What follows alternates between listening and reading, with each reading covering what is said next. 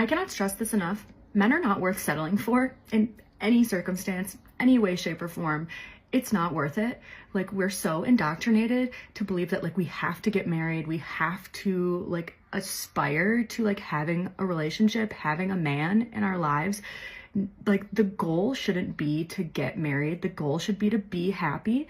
So if a man in your life is not making your life better, easier, happier, more enjoyable, like, there's no reason he should be in your life. At least when men settle for a partner, they get like a personal assistant, a house manager, a nanny, a chef, a therapist.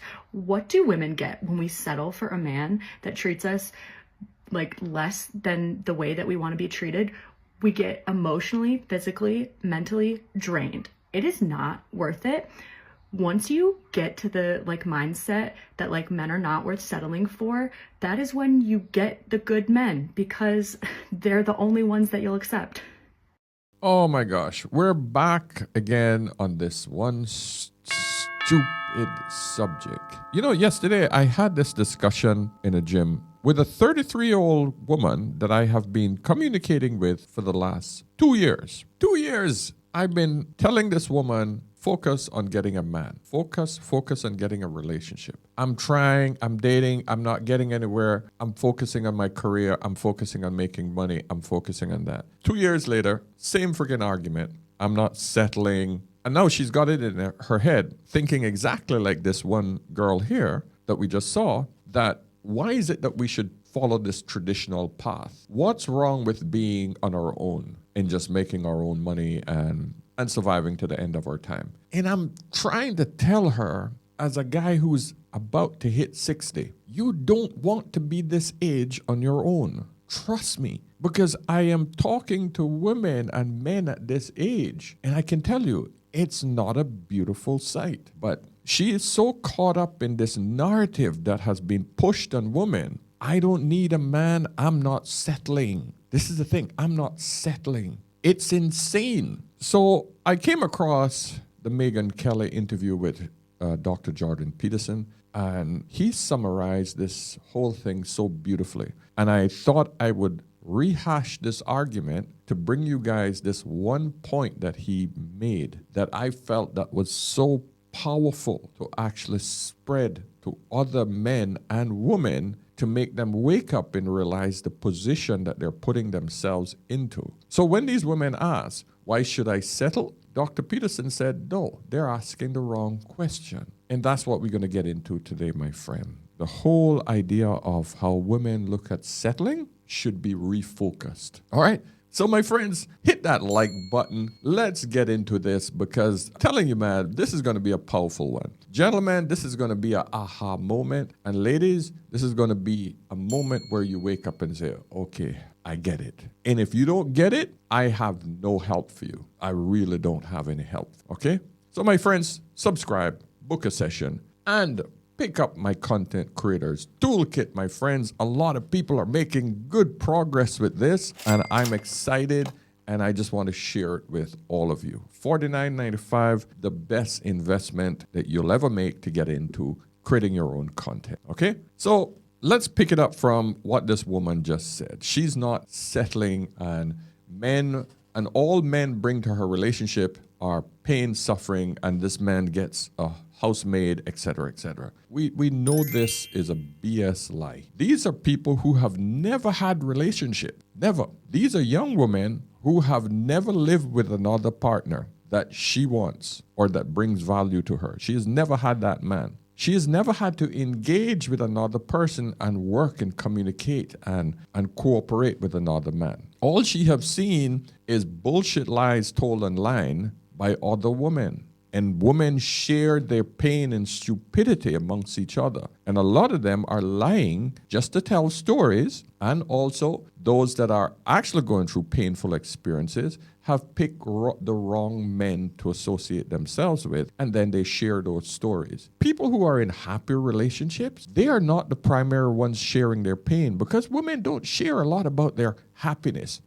No, listen, let me get, so that you understand the difference between happiness in women's eyes and pain. The pain brings them a lot more emotional bonding. And I'm going to bring you a video on that tomorrow. The reason when women share emotional pain together, why it bonds them together. That's why you get so many comments from videos where women are sharing their pain and they're crying. You go, oh my God, you'll be okay, girl, blah, blah, blah. Oh, you stay strong, blah, blah, blah. You know the stories. But the point I'm trying to get across is women will tell the worst freaking stories more than the stories that are actually true, because the true stories are boring. That's the reason. And it doesn't evoke the amount of emotion that the bad stories tell. Her pain and suffering is a lot more exciting to the sisterhood. So I want you to understand why that is. So let's listen to another woman talk about settling. This is just freaking insane listening to this, actually. How much money does a man have to make to qualify for you? At least $500,000. Come again? I mean, definitely 6 figures is the bare minimum. But you said isn't 500K that's 1%? I would say 1%? because I would say at least $1 million for retirement, so we can live in Europe. Wait. Doesn't that sound almost insane to say at your age that you expect a man with $1 million nest egg to take you to Europe to give you your happily ever after? That's not delusional to you? Nope. Most men, by the way, in your age bracket are on a Social Security fixed income retirement. I've met them. They're out there. I don't think I'm delusional. I don't know. That guy said he was a multimillionaire and he'd rather be with a 52-year-old with a son than a young girl. So there are men out there. I think you missed the part, that message said he was joking. It was sarcastic. Oh. So these are women's expectations. Now, I've shown you this video before. It just shows the absurdity of women, because in their eyes, they will only settle for that type of man. And if they don't get that type of man, they prefer to be on their own. Now, we know that's just a coping mechanism, because if a woman wants any man, all she has to do is to conform and behave in the manner that would make that man attracted to her, period. But this idea of I'm going to be alone if I can't get the man I want is what I call self-inflicted torture to themselves. And let Dr. Peterson explain it to you here. And look, human beings are unbelievably social. You can take psychopathic murderers and you can punish them by depriving them of other people. That's how social we are. Right. So think about that. That's a good point. Yeah, right. So you can't be happy alone. Besides, you shouldn't be striving to be happy anyways, because happy is a side effect, not an aim. But even if it was an aim, which it isn't, there's no happiness alone. I mean, what? There's nothing happier than a friendless teenager. I mean, who believes that? No one breathing believes that. That's the stupidest thing you could believe. Like, teenagers are desperate to belong, and you can parody that and say, well, if your friends all jumped off a cliff, would you? And, there's limits to how much you should sacrifice your soul to be part of the group. But by the same token, like, what other people think of you and how they relate to you, not only does that matter, it should matter.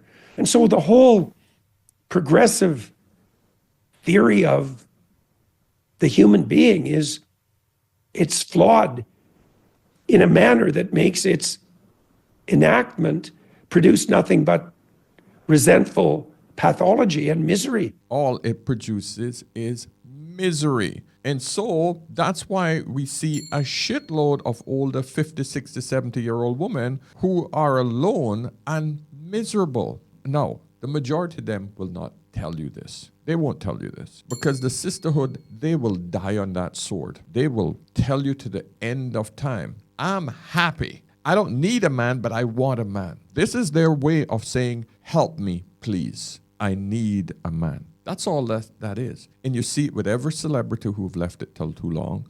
What are you looking for at this stage, this point? A partner. Yeah. And when I say a partner, I want someone that's going to be fun. Yeah. That's not intimidated by who and what I am. Yeah. That likes to travel. Yeah. Going to let me go shopping. Yeah. Okay? You've seen it with all of these corporate women that do an IBF and no man and single mothers complaining and begging for a man to come and rescue them, so to speak. And so these younger women who are seeing these older women lie to them really think that they're going to be okay when they reach that age, not realizing that the reality of it is it doesn't get better as you get older. It gets progressively worse. I had a call with a 47-year-old woman who left her husband 2 years ago. Now she's desperate to get him back. She's asking me, how can I get him back? And he said plainly, I'm not interested. We could be friends, we can co-parent, but I'm not interested in getting back with you. Because she put him through hell. Hell. Now she wants him back. She fell for the,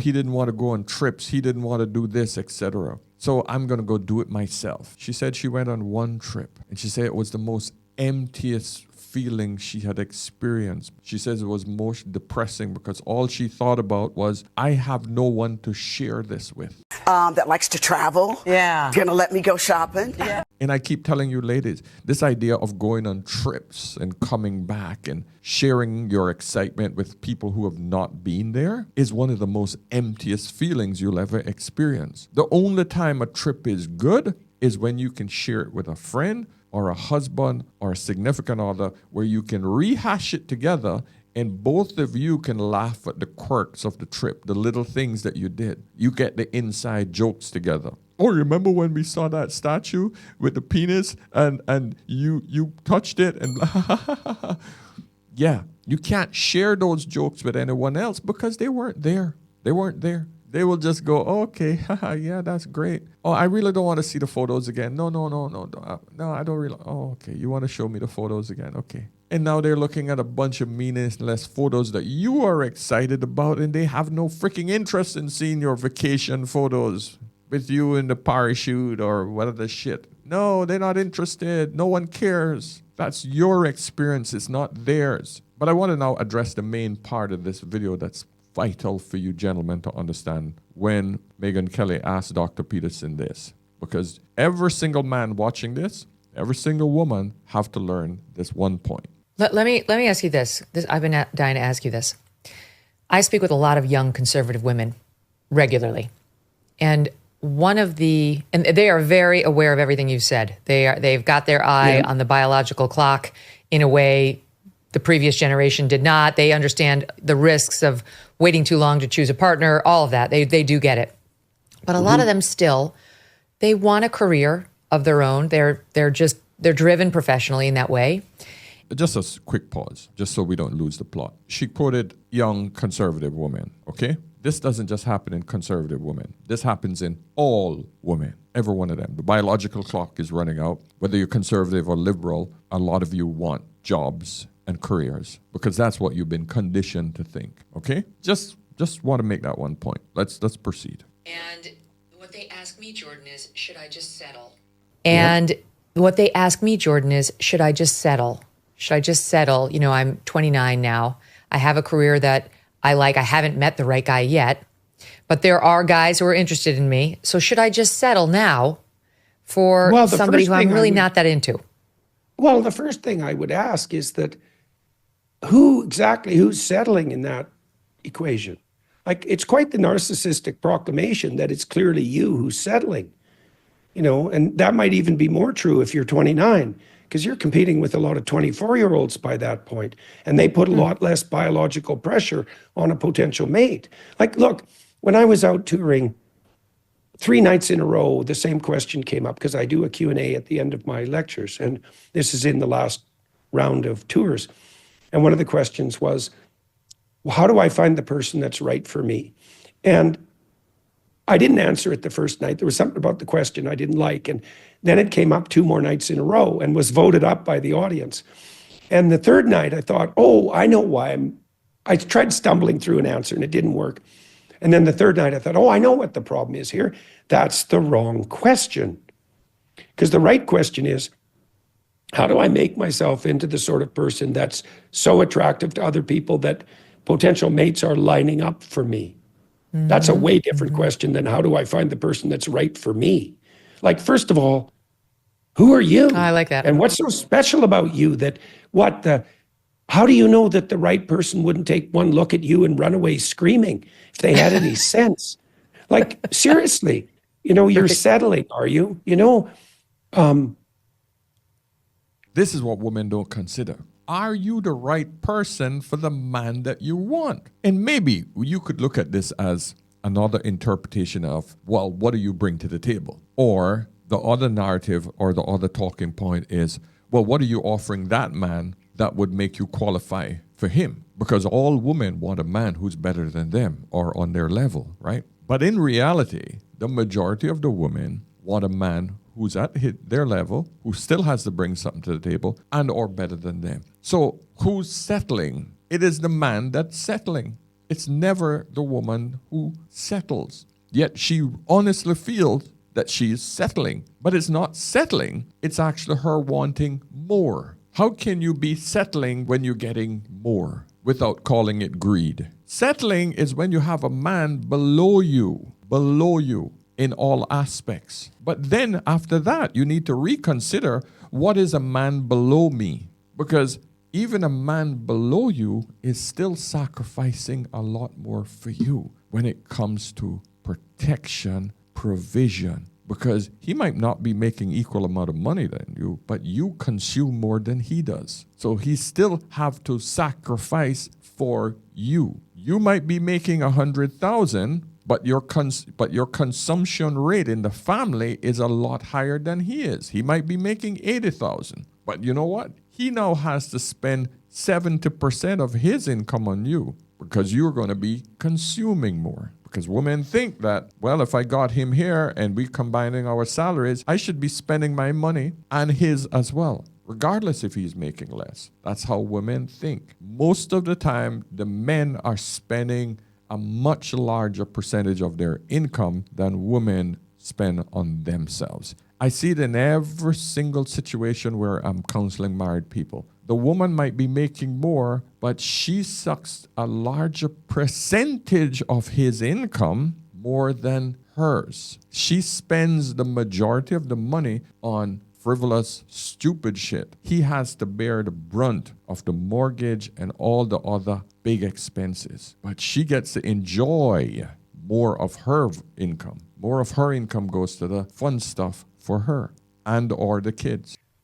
If you use that language even, the first thing you might ask yourself is, why do you start with such a high opinion of yourself and such a low opinion of the people who are pursuing you? Now, look, I understand that it's necessary to be attracted to a potential partner, and that women have the right and the duty to be picky. They should find a man who's going to be not a child and who's going to be very helpful to them in all ways, particularly when they have children, and who's going to be a good father. And so hooray to women for being picky. But that's not the same thing as starting out narcissistic. We talked about Snow White. Before she could find a prince, she had to learn to be of service to the dwarves. Like, that's worth thinking about. Now, you might think, well, why should we pay attention to a fairy tale? It's like, well, how about because people remembered it for 15,000 years and that Disney just spent $250 million trying to retell it and failed. And then with regards to the order of affairs in a woman's life, look, I calculated recently that even an attractive woman, like radically attractive woman, let's say, who often has her own problems, by the way, because she tends to scare men away, right? A lucky woman has 5 potential partners in her life. 5. You get 5 chances. That's it. Now think about let's just think that through, right? Because it's a terrifying way to think. So imagine that you're primarily looking, say, from the time you're 16 at the lowest end to say 30. Because after that, it's starting to get harder because the clock is ticking so desperately. 1 in 3 couples at 30 already have fertility problems, by the way, which is defined as difficulty conceiving within a year, even though the attempts are being made. Okay, so let's say you got 14 years, something like that. Now, how long does it take to find someone and then figure out who they are, especially if they're strangers? Before you're going to decide to marry someone, likely you're going to want to know them for a year, something like that. Mm-hmm. Yep. And so that's 5 years right there with 5 people. This is something that women don't freaking think about. They think because they can jump from one lover to a next very quickly, that they can accomplish the same thing when it comes to relationships. They know that they can go out every night and have another man between their legs. So they kind of associate this feeling that, oh, I can easily get someone even if he's not the top man. I can easily get him to marry me and commit to me financially, just like I can get him in between my legs. Really, they confuse these two things. And I'm talking about as far as the speed of securing a man for procreation. That's why there's so many baby mamas out there. But that also assumes that you go from one relationship to another with no intervening space, so you're not suffering too much, for example, when a potentially promising relationship collapses, or you don't get sick or something doesn't waylay you in your professional career. So imagine 2 years per relationship. That's 10 years for 5. That's assuming that people want to be around you. So I don't know if you're settling. I get the picture. You don't want to lie to someone and tell them that you find them attractive in all possible ways when you don't, but maybe you could start the bloody process with a little more humility. I like the way you started that. What shouldn't the goal be to make yourself so attractive just in heart and soul, not to mention on the outside, that does require some effort, that they're lining up, there. And if that's not happening, why? Why is it? It's my favorite poem. You'll find the fault lies in you, right? Make an examination. You'll find the fault lies in you. It's called yourself to blame.